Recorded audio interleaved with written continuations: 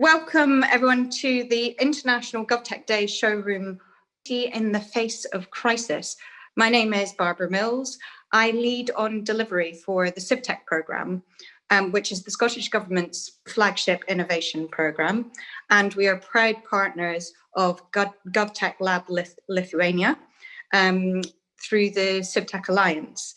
And I'm really pleased to be here hosting this discussion because my own experience of supporting a wide variety of different COVID-19 related projects was that really it was the impact of not just the disease itself, but the impact of the measures of lockdown that were so profound, and they were really manifested themselves in the community. And we started to see issues arising around issues such as mental health. How do we actually organise that huge potential for good in the volunteering, the desire for people to help and volunteer, but how do we actually organise that?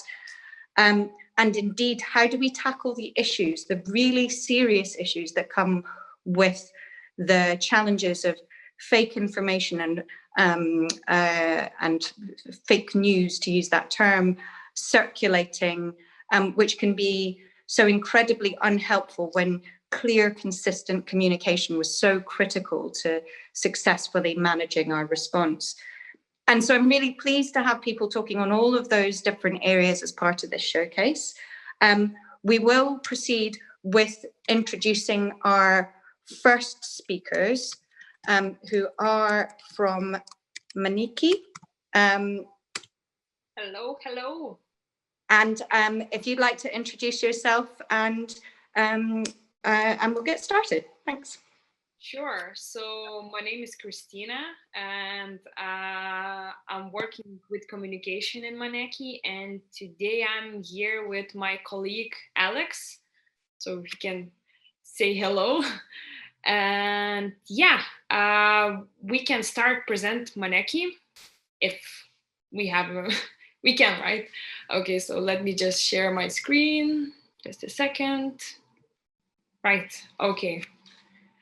So Maneki, where small good deeds make a big difference in the lives of people in need.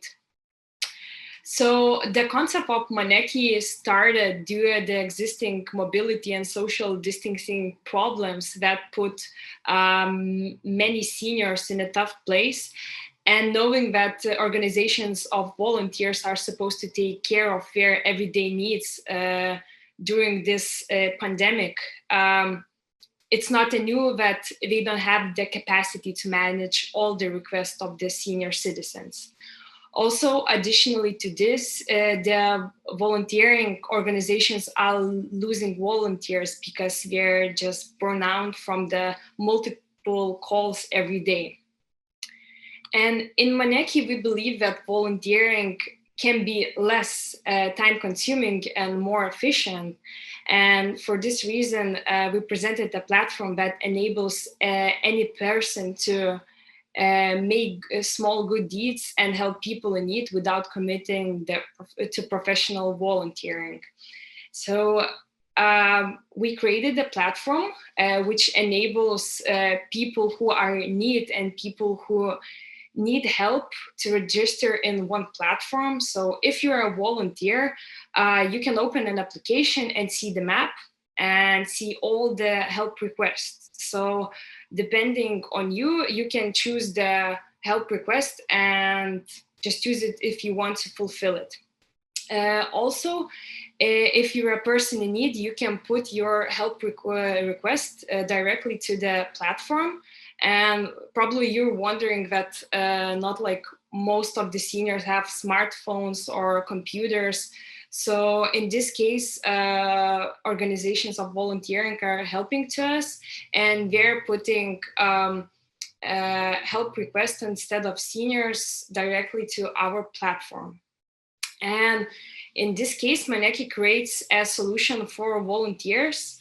So with our platform, you don't have to be a trained volunteer. You don't have to take any commitments volunteering. So you can just help senior person in need who is just like in another house or near you. And also we're saving the trained volunteers who are getting multiple calls, so they can just choose the help request which they want to fulfill. Also, Maneki is a solution for the non-governmental organizations as well. So Maneki solution helps to forget about countless spreadsheets and back and forth calls to volunteers. Also with Maneki, the organization, it will be notified when the help request on a task is completed. So they will see the change status in their database. So with Maneki, organizations don't have to call to volunteer and ask if they have completed the help request.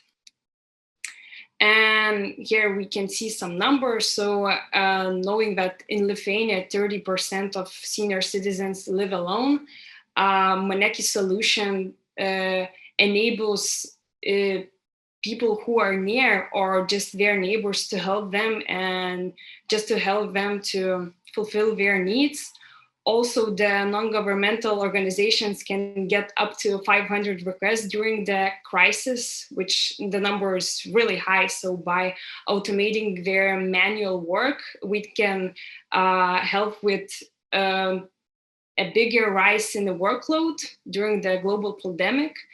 And moreover, over 20% of volunteers experience burnout. So just imagine getting 30 calls per day just for the help request. And even if you're volunteering, sooner or later, you just stop picking up the phone and probably decide to leave your non-governmental organization.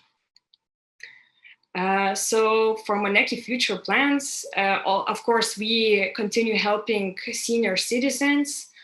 For the future, we would like to add a financial function to our platform, which enables people to donate the money and just transfer money to a volunteer who will do the actual purchase and deliver it to the senior in need. So for example, it can be groceries or just small necessary things which seniors need. Also, we plan to add more trained volunteers to our platform that would allow us to provide transportation or other type of help for people with disabilities or unfortunate families with kids. And as well, we're planning to switch to sustainable social enterprises business model and air through corporate partnerships and satellite services. Here you can see Maneki team. We have a really multinational team, and also you can see our advisors, but I think the time is limited. So if you would like to check our team and our website, just go maneki.lt and check out for more. Thank you very much.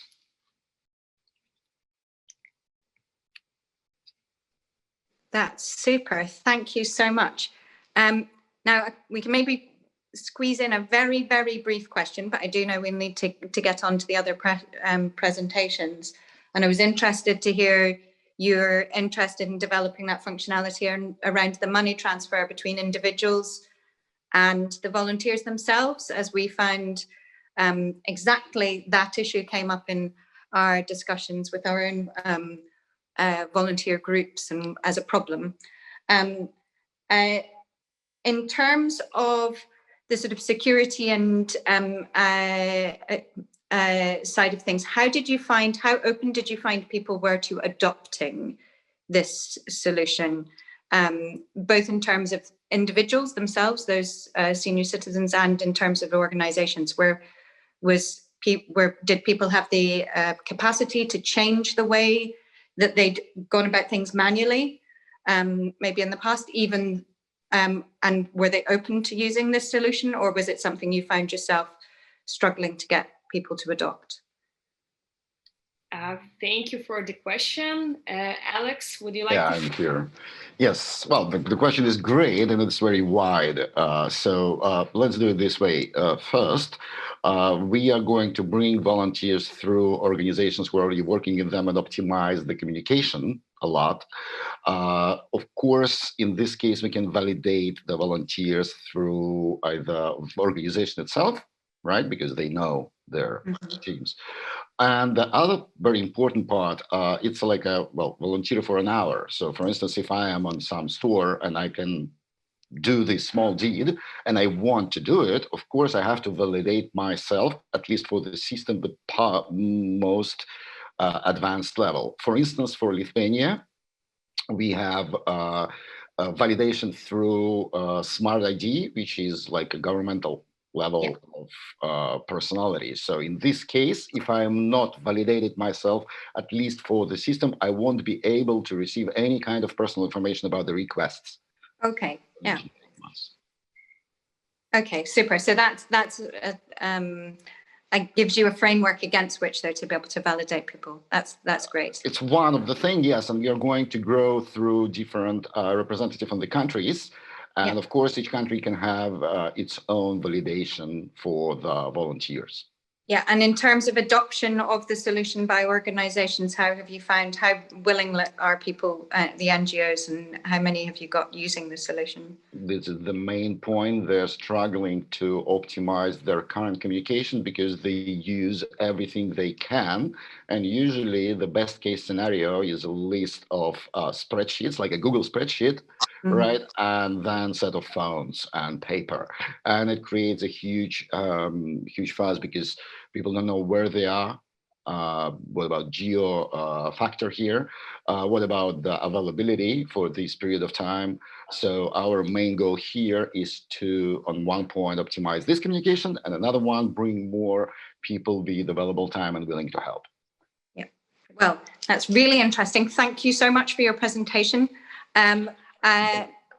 One more thing, we are really going to add a messenger chatbot sort of that can solve almost the same problem. And we also add this moderation part, and we are going to help right now Belarusian situation because there is plenty of volunteers, plenty of people who would like to help, but there is also huge danger of governmental bad possible case of governmental interception or provocation. So we are trying to create this validation, including what you are saying, from the both sides right now in using our solution plus a secure communication system existing on the market. Okay, well, they're really fascinating. And it looks like you've got huge plans there and very clear plans for how to deploy it kind of in the post immediate COVID lockdown, because obviously we're not through this situation yet, are we? Well, thank you very much to the Maneki team there. Now we're going to move on to our next presenter. From Estonia, we have VAAB, VAAB. Yes, hello. Hello, hi there. Great. So would you like to introduce yourself and then proceed then with your presentation? Yes, surely. So hello, everyone. My name is Neveli from VAAB, Estonia, and I will share my screen with you. Great. So VAAB is a medical volunteer management database, and today I will talk more what is VAAB and why is it important to drive towards digital public solutions such as this service. So the problem that VAAB tackles is that healthcare organizations are in desperate need of medical volunteer resources, especially in a crisis time as such. So they lack a database to find people with suitable competences. Searching, contacting, and checking the availability of volunteers is very time consuming. So VAAB is a secure medical volunteer management database that tackles this problem. And how it works is actually very simple. So a medical professional can sign up at the database. If there is a situation in hospital where there is a huge lack of staff, such as nurses, or some professional is ill, then they can search from the database people with suitable competences and send them a call to action. Volunteers who were selected through the database get the call to action, and they either just accept it or decline it. And then automatically the hospital crisis managers or staff leaders have an overview of every one of the volunteers that are available to accept the call and come and help. So how is VAAB different? Well, first of all, yes, it saves time. So the communication is two-way. Leaders can state what is the situation, why they need the volunteers' help, and volunteers can also state if they would like to come, which is very, very important, because just calling 25 volunteers can take 2 to 3 hours of time. And by the end of those calls, you don't even know exactly who is available and who is not. It's secure, so it's not a spreadsheet that is usually used for volunteer management. It is GDPR compliant, and information is kept in a secure database. It's a knowledge base across the country. So across Estonia, we know by each county how many human volunteer resources we have.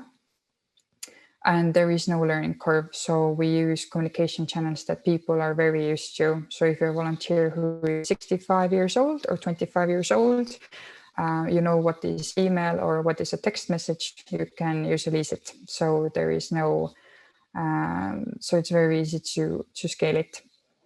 Martin Kadai from Estonian Health Board has also said that VAAB, the advantage of using VAAB is that the manager saves a huge amount of time in a crisis situation, which would otherwise spent searching for and calling suitable people. At a critical moment where every minute is counted, he can already deal with the following urgent issues. So VAAB in numbers, we currently have 1,500 medical professionals and mental health specialists. We have saved 100+ hours of valuable time with just 16 call to actions. And there is an unknown amount of hours that we have saved by creating this cross-Estonian medical volunteer database.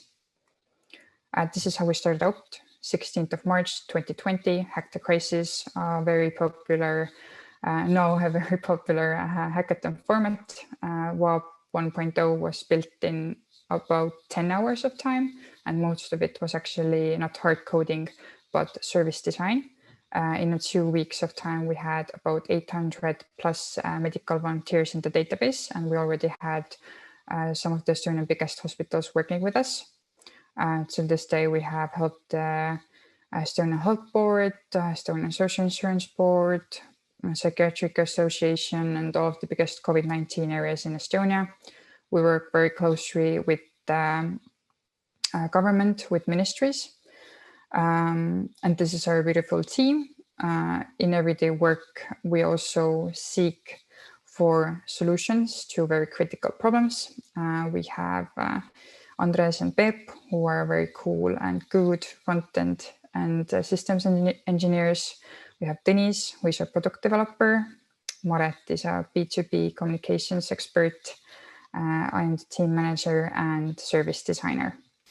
So the practice that we got during the crisis showed that physical item reserves are important, but the fast access to accurate information can be as important.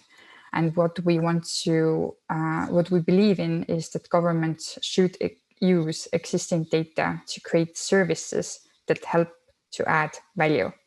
It's not about gathering data or creating databases, but services such as VAAB. And this is something that will eliminate the amount of time professionals in a crisis situation have to put into manual work. And this is very important because there is so many human decision-making times that we need crisis leaders to be there and not use the time that they have for manual work. So eliminating that through this kind of clever but very easy small services adds a lot of value. And information age is something where it's very important for governments to recognize that and work towards that goal very, very clearly. We are very open to collaboration and to sharing our experience to other governments as well about this time that we lived with the VAAB during the crisis. So you can always contact us or reach out to us. We are very, very friendly and we're welcome to share our knowledge. So thank you. I'm Neveli from VAAB. Thank you, Neveli. That was fantastic. And again, another really interesting example there. I do, again, would like to squeeze in a very quick question. And I have got one myself, which is, you mentioned the fact that this is saving numbers of hours in terms of the ability to be able to get people into place quickly. How do you see this working outside of that crisis? Do you see a place for this solution outside of a crisis situation? And if so, have you done much thinking around how to articulate some of that really valuable, that you say it's hugely valuable time that people are able to get back if they're not bogged down in the manual administration of tasks that can be completed much more efficiently when you have access to the data. Do you have any reflections on that at all? Yes, well, the calling to volunteers and checking the availability, which is like one of the biggest issues we are tackling, it's quite the same in different industries. If you think volunteer rescuers, for instance, people who search for lost people, and volunteer police, and I don't know, bigger NGOs, it's quite the same. So we do see that it can help in different industries, and we have been testing it out also with NGOs. So yes, surely it can be scalable in industries, in countries. It's pretty simple to use for the volunteers, and even simpler for the ones who create this kind of a database. Great. And maybe time for, does anybody else have any quick, very brief questions? If not, you're always welcome to write to us. Yeah, great. Well, thank you very much again for your presentation.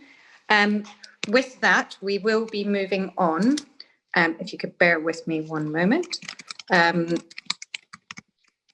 We will be moving on to the next presenter, who is from Scotland, and Michael Mctiernan from Voxsio is here to talk to us about AliChat. And we're moving the agenda now on from the focus on volunteers to look at the issues around mental health and some really innovative solutions that have been developed in response to that.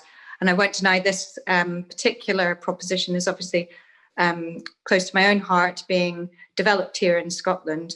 And with that, over to you, Michael, to talk more about your AliChat product. I'm Michael Mctiernan. I'm the CEO of Voxsio, and I'm a novice at Zoom. So we responded to a challenge from young people, and what they were asking was, how can we start talking about mental health, and how can we do it in a way that reduces the stigma? Because the challenge is young people don't talk about their mental health issues, and quite often they don't know where to go to get information. And one of the main reasons they don't talk about mental health is they fear being judged by their friends and peers. And so they're not eager to go to the existing services that exist.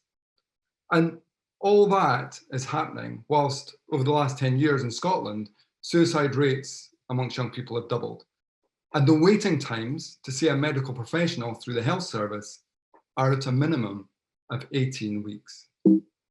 Whilst at the same time, we know that that young people, that most mental health issues happen or become prevalent when people are young.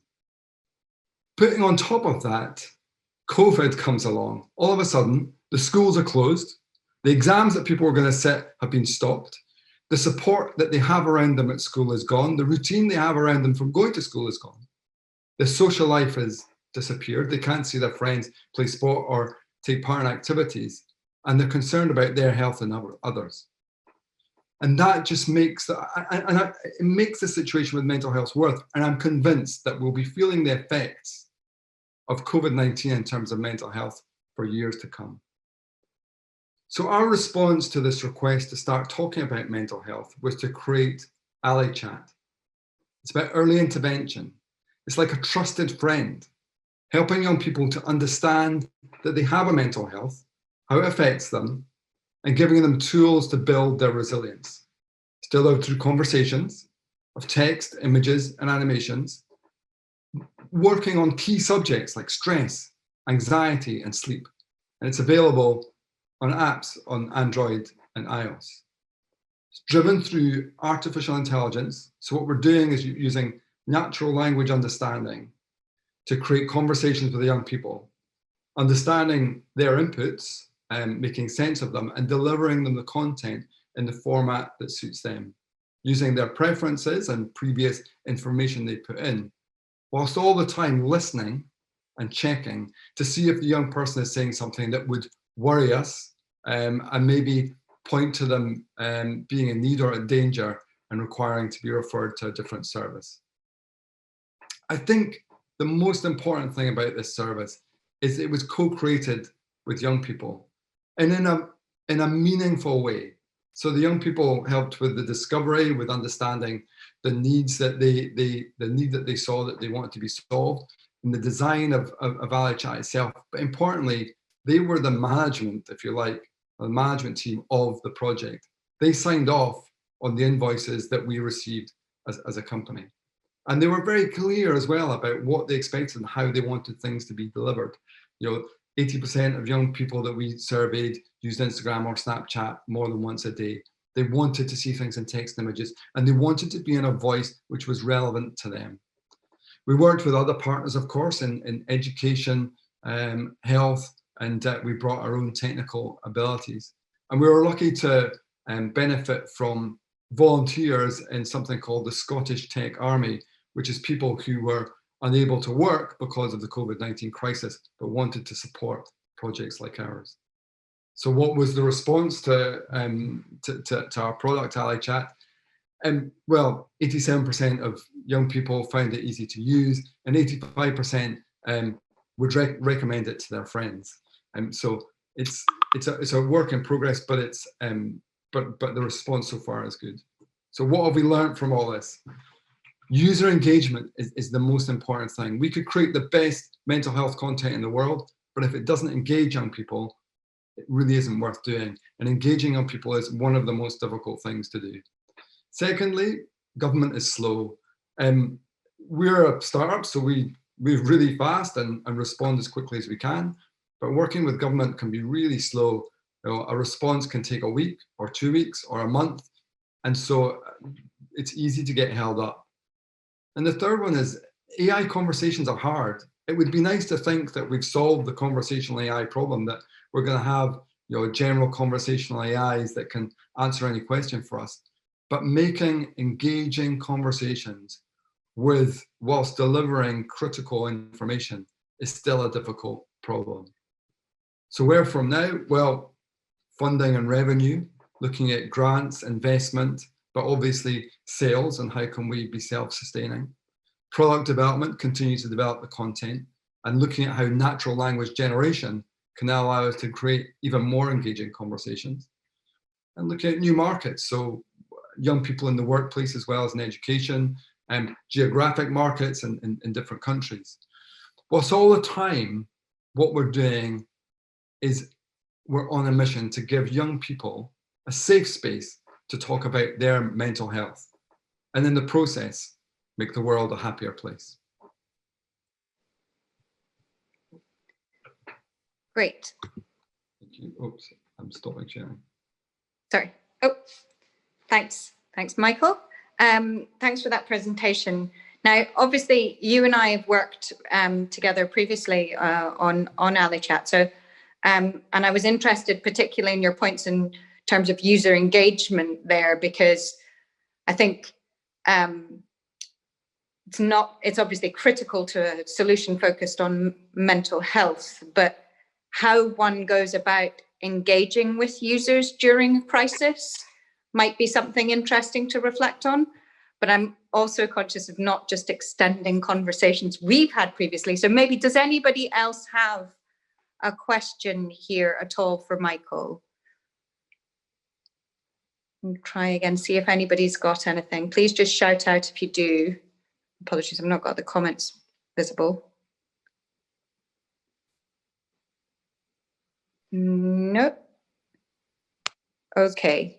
So your question, there's a real challenge, because a lot of services, if you think about Facebook or Amazon or Instagram, any of the services you think of as being quite sticky, they can quite often use quite unethical ways of keeping us engaged. So for us, a real question was, how do we create ethical stickiness? How do we do things in a way which is engaging, but without maybe using some of the underhand tricks that some of the mainstream services use? And really, there's two things. One is providing information that people want, but providing it in a way for young people that is accessible to them. So not pathologizing and talking about really complex and scary things, but talking about relevant things in their lives. And one of the most important things in that was using their voices. So understanding how they want it to be said, or using, in our animations, using young people, not just to voice the animations, but to rewrite the scripts that we'd written in a way that they felt was appropriate. Great, super. And did you find during the crisis period where we've done face-to-face and user engagement, etc. How has it been during the period where actually that making contact, reaching out to users, actually being able to engage with users? Has there been challenges around that, or have you found that straightforward enough in terms of being able to move it to a digital format? I mean, it's different. It's difficult in terms of dealing with stakeholders more than with young people. I think the best, the one good thing, maybe not the one, like one of the good things to come out of this is people take mental health more seriously now, and they're a little bit more open, because everybody recognizes that, well, this is my living room and this is my office and this is my flat and I'm here all the time. That can't be good for my mental health. So we're all kind of accepting of that now. So it makes having a conversation which starts with mental health is important much easier for users and stakeholders. Yeah, absolutely. Okay, well, thank you, Michael, for that presentation. We're going to move on to our next presentation, also focused on the mental health space. And this is from Lithuania. We have Act on Crisis. Could I have the speaker from Act on Crisis? Yeah, hey, nice meeting you. Hello. Very nice for you to be able to join us. Thank you very much. Would you be able to introduce yourself and start your presentation? Sure. So let me start sharing my screen then.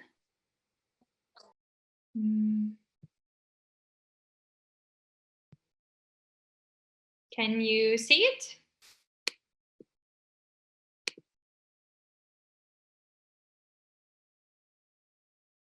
Okay, I see Barbara nodding, so I hope it works. Tell me if not.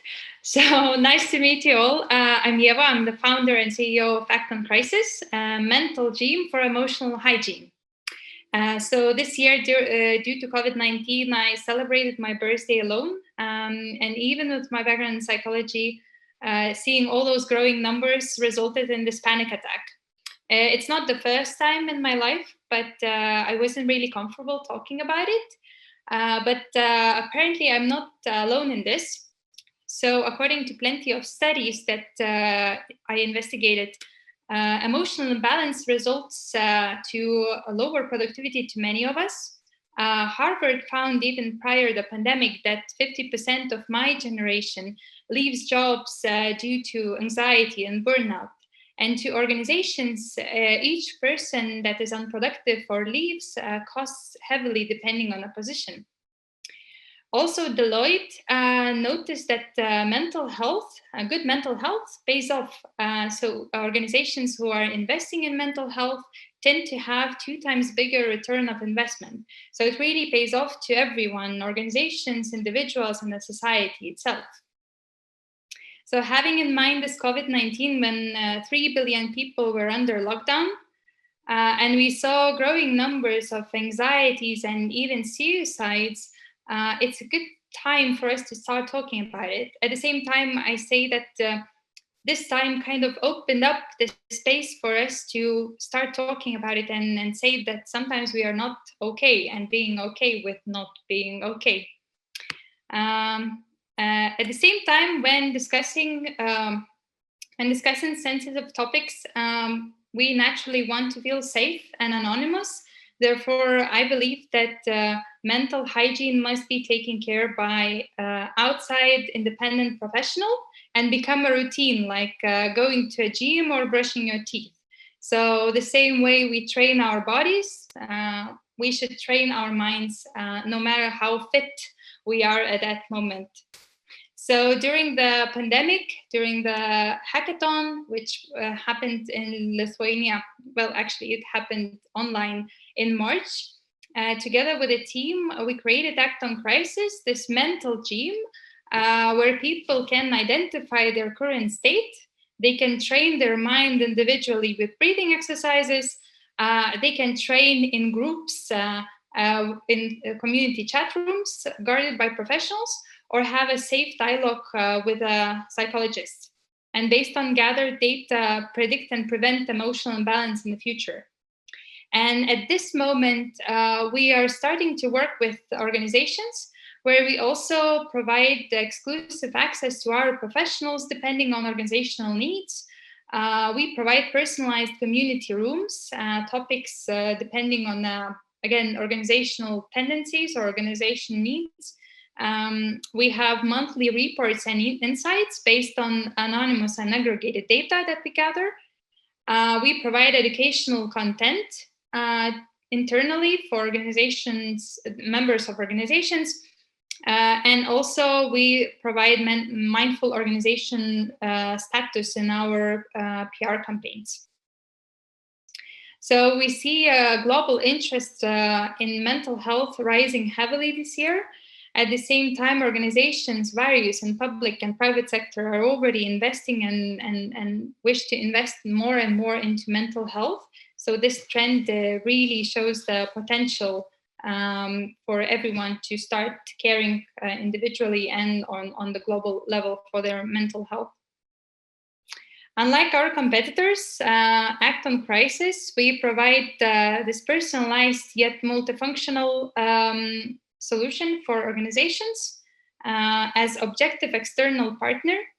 We are first to do so in Europe. We are GDPR compliant and we strongly value anonymity and safety for the single user.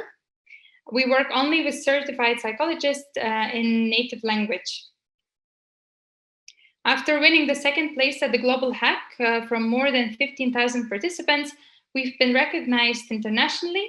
And therefore, in these 5 months, we reached over 2,000 users, almost 2,000 followers, growing organically in social media. We work with 14 psychologists in 3 languages. Our app is currently in English and Lithuanian. We partnered up with mental health and HR associations. And currently we are in discussions and starting to work with 7 organizations in public and private sectors. Our team has a background in psychology, mental health, communications, HR, and tech.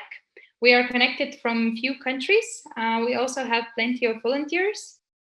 And we are supported by heads of our partnering organizations working in mental health, data science, and mental health tech sectors. So together with Act on Crisis, we invite all to identify their current state, train their mind in the most suitable way for them, and prevent emotional imbalance in the future.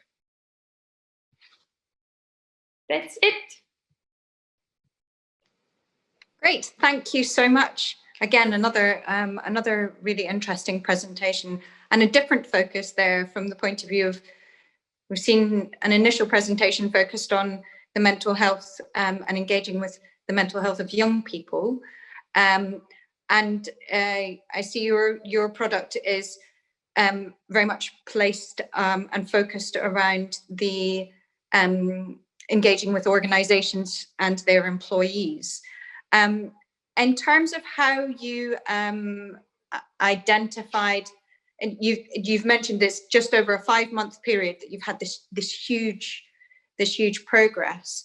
In terms of how you identified where you focused, could you tell me a little bit about, have you always had an intention of focusing on those employees, or was the initial brief wider? How did you decide the user group that you focused on with this? Because mental health is obviously an issue which affects various different types of potential users of a product. So I'm interested to hear about that.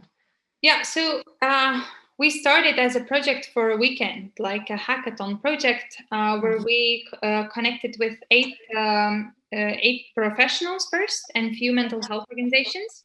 And first, it was meant to be a platform to connect volunteering psychologists with people experiencing some sort of like emotional imbalance, any type. And after winning the hackathon and then moving forward, we started to receive bookings. It was like 11 bookings, 11 consultations per day from various countries. And we saw a great potential for focusing on the individual itself, but they were so different that it was really hard for us to also focus what can we do with the limited resources that we have. So this basically shaped us into making a decision with whom we start working first. And this is where we called for partnerships with organizations, and meantime developed other features around, because we want to be this multifunctional, like in a gym, you have your private way of training your muscle, then you have how you call it, like group classes. Yeah. So this is the chat rooms that we have for group classes, and then you have this personal trainer where you can have your personal growth. So we started discussing with organizations what we could do together to focus more on how to build this with the limited resources. At the same time, we wanted to scale in a way that it would scale in chunks, because people are influencing one another. And when it comes to our cultural background in Eastern Europe, for many, it's still stigmatized. Mental health is related to being sick, not normal, and therefore resisting any type of support, no matter how fit we are. So this is where we came to the conclusion that we should work with groups and basically change the mindset towards mental health by working with influencing people within the organization and having the whole mental health internal communication that we currently have with organizations. And it's not only with employees. We are starting to work with one of our public sector representatives, where we will also focus on a municipality level specific groups. So it's not necessarily employees, but basically we are open for partnerships with various types of organizations, because we can adapt based on their needs or their target with those extra community rooms.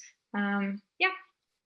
And have you observed any particular characteristics or trends? Because to create there's many digital products that are where the user experience is going to be consistent across national boundaries. Have you experienced anything in relation to this product being focused on mental health? Is there are there particular attitudes? You mentioned the the cultural biases, etc., and the stigma? Are you observing things that influence the development of the product on the basis of maybe those types of cultural embedded behaviors and attitudes? Or are you finding that there is a consistency of how people are experienced, but particularly under these circumstances? Is there consistency across those national and maybe cultural boundaries that are maybe not nationally prescribed? Yeah, so when we started, it was much like our user base was much more global. So the tendency was that people were actually going through all different features that we got. But now we are focusing more on Eastern Europe, where we see the tendency that people, majority enjoys coming to chats to read them, but not necessarily provide the content. And the step towards individual consultation is much, much harder. Like it takes longer for them to make a decision.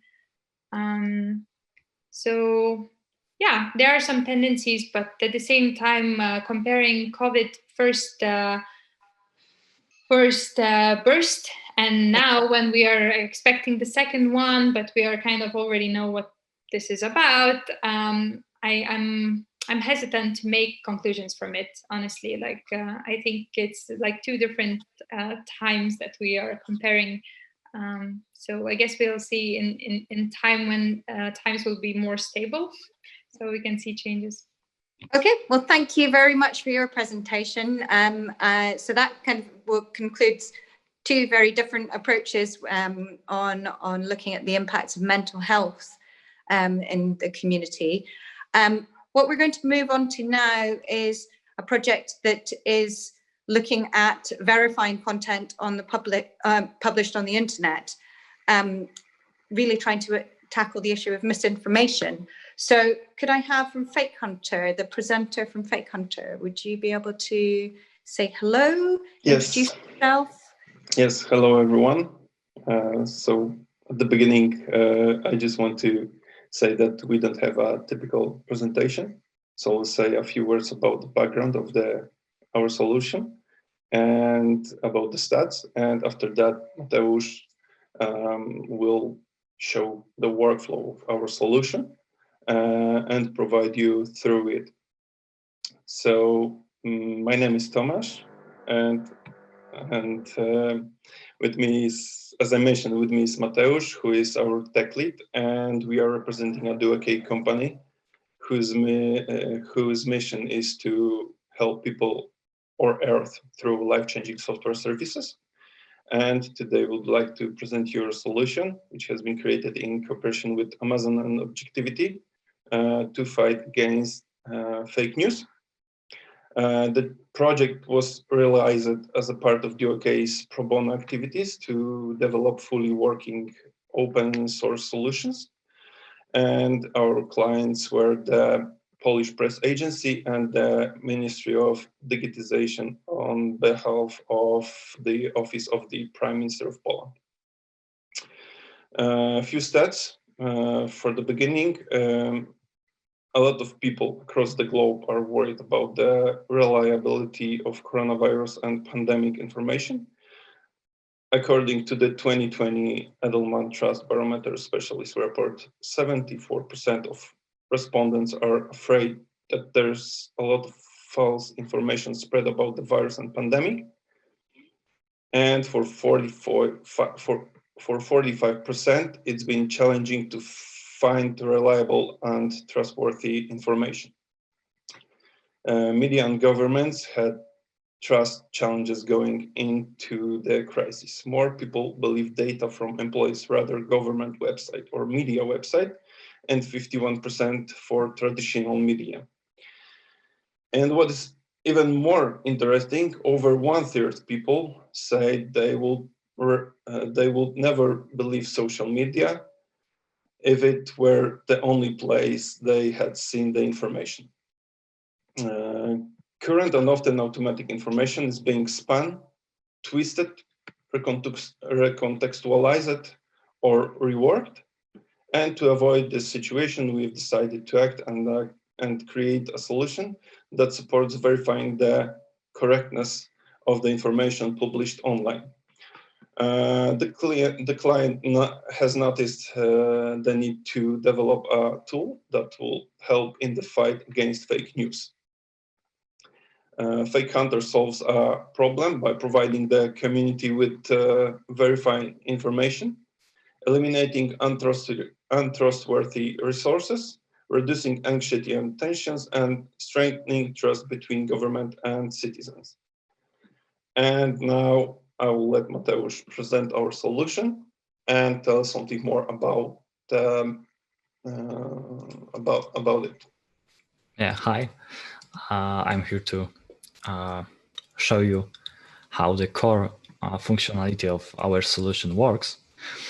So let's say we are someone who spots information, and we don't know if it's true or not. Then with Fake Hunter's browser extension, we can easily select the uncertain part of some information spotted in social media, for example. And by providing some additional informations like email and some comment from us, we can send a request to our tool for fact check. And then those requests are shown in the admin panel on the list of submissions. At this point, fact checkers can verify news. They have access not only to selected content, but also URL to news and screenshot for more context. And community fact checkers, as well as experts, verify submissions by choosing if it's true, fake news, or if it's unverifiable for now. They have to provide substantiation and sources for their choice. And then after this, after news is verified, the person who requested fact checking got an email with link to detailed report. It looks like this. There are sources, a lot of text for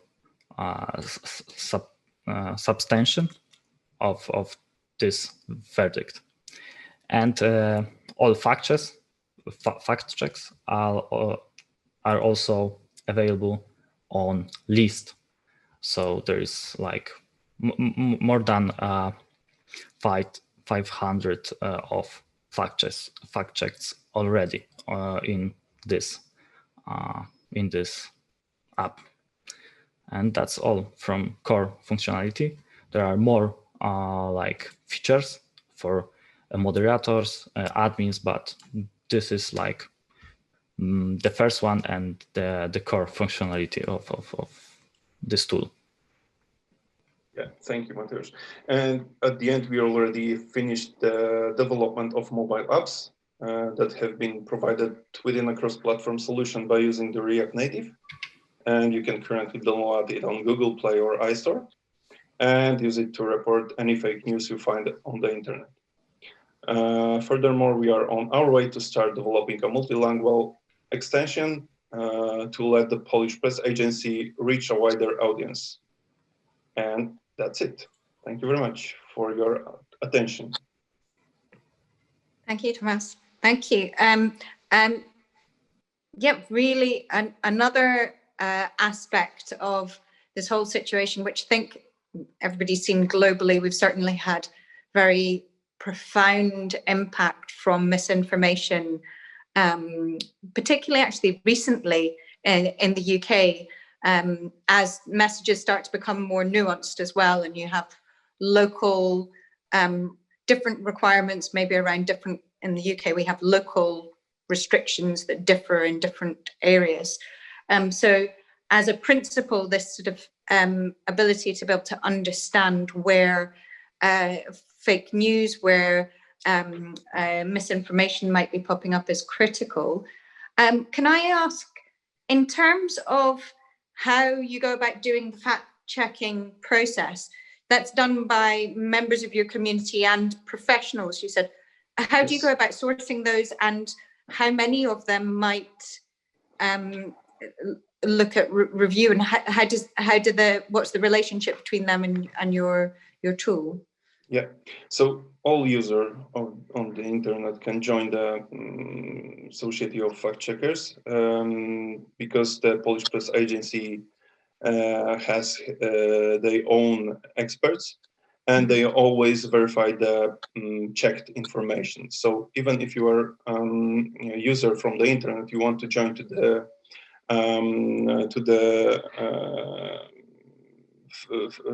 fake news team, and you will check some fact, and you will provide there some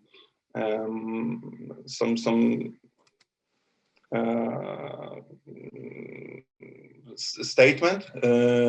Then even if you are making the perfect job, it will be checked by the expert from the Polish Press Agency. So that makes them have a 100% confidence that the published information is correct. Okay, thank you. And how many actual sort of submissions have you had into the platform so far? What sort of volumes of reports and things are you finding? I think Mateusz should have this knowledge, because he is the technical guy, so he has. I would say we don't have numbers. As it, I know that there is more than 500 of checked submissions, but how much like requests of fact checking was there? I don't know, because we have possibility to mark some of submissions as spam, as duplicates, etc. So there is a lot of like there is a lot of items in our list in this panel, but there is not like obvious the scale of it. Yeah. Okay. Oh well. But there's 500 that you've around the 500 mark that you've already actually verified. Yeah. So that's great. That's the number which is which is shown on portal with this final reports. Yeah. Great. Okay. Well, thank you very much, chaps, for that that presentation, and it brings to a conclusion this this showroom on the community in the face of the crisis. And I think, you know, it's a well-used trope at the moment, but it is a truism as well, that whilst the circumstances have been hugely challenging, in a crisis, they do say there is opportunity. And if we were to look at the different areas that we've covered in this showroom, we've always had a need to be able to connect volunteers with organizations. We've always had a need to be more aware of mental health, and that has been a theme that has internationally been growing of importance. And the issue of misinformation and fake news, these are all things that have been a thread of different priorities for countries across the world, probably. So I really do commend all of you, because what you've done under these current challenging circumstances is take that opportunity that the crisis has presented, and hopefully we will find a way through this of being able to address some of these challenges, which are really difficult challenges to address. So yeah, you definitely have my respect, both for the huge amount that you have achieved in such a short period of time, and for the progress that you've made on tackling such complex issues, which regardless of the COVID crisis, we do need to be able to tackle as society. So thank you for your presentations, and thank you for your time, and best of luck.